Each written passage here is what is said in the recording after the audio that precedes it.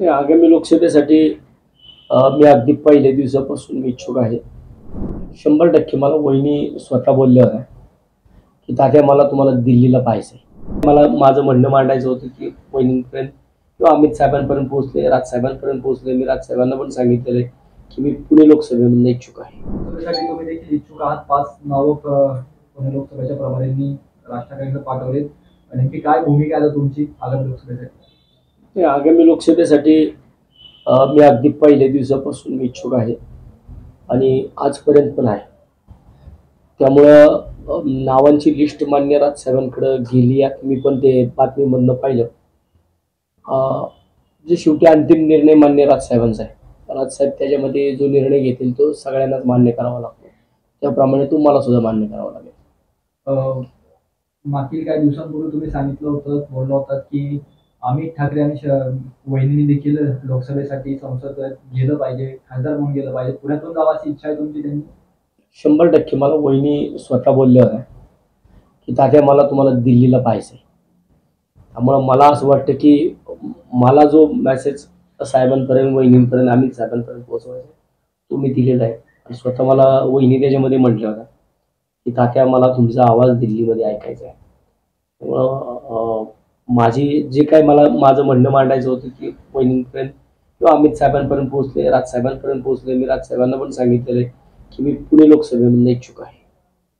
पक्षांतर्गत एवढे इच्छुक आहेत, स्पर्धा वाढली असं वाटतंय का पुणे लोकसभेत? तर मला नाही वाटत की स्पर्धा होईल म्हणून. एक दिवशीच साहेबांनी घेऊन बसवलं.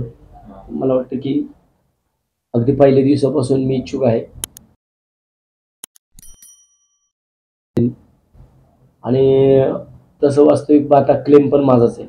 मी क्लेम करतोय, अगदी पहिल्या दिवसापासून करतोय. स्पर्धा ही सगळीकडे असली पाहिजे, परंतु त्याच्यामध्ये प्रत्येकाने या सुद्धा गोष्टीचं अवलोकन केलं पाहिजे, की आपण जर आमच्याकडनं एकच नाव पुढे आलं तर मला वाटतं की ते आमच्या पक्षासाठी हिताचं पण राहील.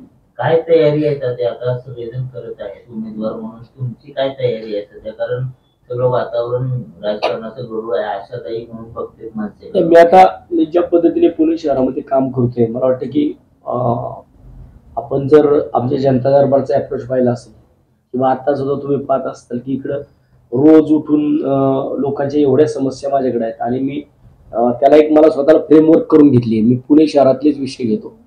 त्यामुळे माझ्याकडे जे विषय येतात ते पुणे शहरातले विषय येतात आणि मी पुणे शहरातल्या लोकांच्या समस्यांसाठी बांधलेला आहे. जनता दरबार जो आमचा होतो तो सुद्धा पुणे शहरातल्या नागरिकांसाठी होतो आणि मला वाटतं की शहरामध्ये ज्या काही समस्या आहेत, गेल्या 15 वर्षापासून मी या पुणे शहरामध्ये नगरसेवक आहे. त्याच्यातली जवळजवळ 1.5 वर्ष मी पुणे शहराचा विरोधी पक्ष नेता राहिलेलो आहे. त्यातली 6 वर्ष मी पुणे शहराचा मनसेचा गटनेता आहे. मी स्टँडिंग कमिटी 2 वर्ष केलेली आहे, शहर सुधारणा केली, विधी केली आहे. त्यामुळे पुणे महानगरपालिका आणि पुणेमध्ये जे काही प्रश्न आहेत या सगळे प्रश्न मला 100% अवगत आहेत. पुण्याची रचना जी आहे ती कशा पद्धतीने, पुण्याचे प्रश्न काय आहेत हे सुद्धा मला सगळे माहिती आहेत. त्यामुळे मला वाटतं की मी त्याच्यावरती अतिशय चांगल्या पद्धतीने काम करू शकतो. या सगळ्या क्रायटेरिया तुमचं पार्ट जड आहे का? कारण तुम्ही एवढी सगळे पदे भोगले, बाकी उमेदवार बघता आता नवनियुक्त शहराध्यक्ष आहेत, मनसेचे नेते आहेत, परंतु पहिल्यापासून तुम्ही क्लेम करताय, तुम्हाला अपेक्षा आहे का की भेटेल ती? नाही, नक्कीच 100% भेटेल. माननीय राजसाहेबांना माझ्या कामावरती पूर्णपणे विश्वास आहे. 2019ला सुद्धा विधानसभेच्या टायमाला सुद्धा अनेक लोक इच्छुक होती, परंतु त्यामधून सुद्धा मला विधानसभेमध्ये सुद्धा मला संधी मिळाली आणि मला वाटतं की मी चांगल्या पद्धतीने काम करू शकतो लोकसभेवर सुद्धा.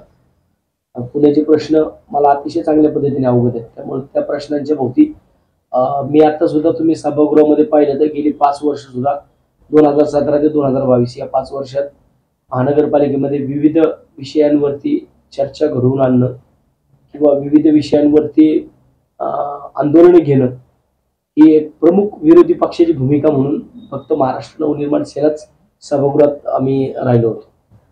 पुणे लोकसभेसाठी काँग्रेस असेल किंवा भाजप असेल यांनी दावा मोठ्या प्रमाणात केलाय. त्यांचे तसे बऱ्यापैकी प्रचार पण सुरू झालेला आहे. खूप आव्हान तुमच्या समोर असेल असं नाही वाटत? नाही, आव्हान आहेच ना. 100% आव्हान 100% आहे. बलाढ्य पक्ष काँग्रेस असेल अथवा भारतीय जनता पार्टी असेल, दोन्ही बलाढ्य पक्ष आहेत, दोन्ही मोठे पक्ष आहेत, देश पातळीवरचे पक्ष आहेत. त्यामुळं मला आव्हान आहे, परंतु आव्हानांमधनं मार्ग काढायची सवय वसंत मोरेला पहिल्यापासून आहे. त्यामुळं मला वाटतं जेवढी आव्हानं आतापर्यंत आली ते सगळी आव्हानं मी आतापर्यंत अतिशय लिलया पार केलेली आहेत आणि हे सुद्धा आव्हान मी या लोकसभेचं 100% पार करू शकतो. आता एकट्याने लढण्यापेक्षा सोबत युतीमध्ये कुठल्या तरी जाऊन लढल्यानंतर मनसेला अधिक फायदा होईल असं वाटतंय का 2024? मे बी शक्य 100% आहे. कारण त्याचं उदाहरण आहे. आपण जर पाहिलं तर कोथरूडमध्ये मनसेची राष्ट्रवादी असेल इतर पक्षांबरोबर युती होती. त्यावेळेस किशोर शिंदे बऱ्याच त्यांना मार्जिन त्या ठिकाणी पडलं होतं. मी इकडं होतो, विरोधात होतो, त्यामुळं माझ्या इथं मार्जिन थोडं कमी होतं. खडकवासल्यामध्ये सपोर्ट दिला होता, त्यामुळे त्या ठिकाणी सुद्धा मनसेचा उमेदवार नव्हता. त्यामुळे मला वाटतं की जर युती असेल तर एक चांगल्या पद्धतीने सपोर्ट होऊ शकतो त्याच्यामध्ये. कोणासोबत युती असणं सोयीस्कर आहे? ते साहेबांचं साहेब ठरवतील युती कुणा संघ करायची. साहेब जसं म्हणतील एकट्याने लढायचे तर एकट्याने लढू, साहेब म्हटले युतीमध्ये लढायचे युतीमध्ये लढू. ते कुणा संघ असली पाहिजे तो साहेबांचा साहेब सांगतील ते. अमित ठाकरे यांच्या इथली जबाबदारी आहे, तुमचं त्यांचं काही यापूर्वी बोलणं झालं नाही ना, मी आता 10 ऑक्टोबरला सुद्धा माझ्या वाढदिवसाच्या दिवशी मला अमित साहेबांनी बोलवलं होतं. त्या दिवशी सुद्धा मी साहेबांसोबत बोललोय आणि त्याच दिवशी माझ्या वाढदिवसाच्या दिवशी सुद्धा मी साहेबांना सांगितलंय, साहेब मी पुणे लोकसभा लढायला इच्छुक आहे आणि मला पुणे लोकसभा लढायची आहे. ते पण मी 10 ऑक्टोबरला सुद्धा साहेबांसंग दुपारी जी माझ्या वाढदिवसाच्या दिवशी चर्चा झाली त्या दिवशी सुद्धा मी साहेबांना मला सांगितलं. वहिनींनी नाही सांगितलं का ठीक आहे तुम्ही जाणार का नाही, वहिनी स्वतः मला बोलल्या ज्यावेळेस माझ्या इथं सुखसागर नगरमध्ये कार्यक्रम होता आणि त्या कार्यक्रम अतिशय जोशात आम्ही घेतला होता आणि त्यावेळेस मला स्वतः वहिनी बोलल्या होत्या की तात्या मला तुला दिल्लीला पाहायचंय.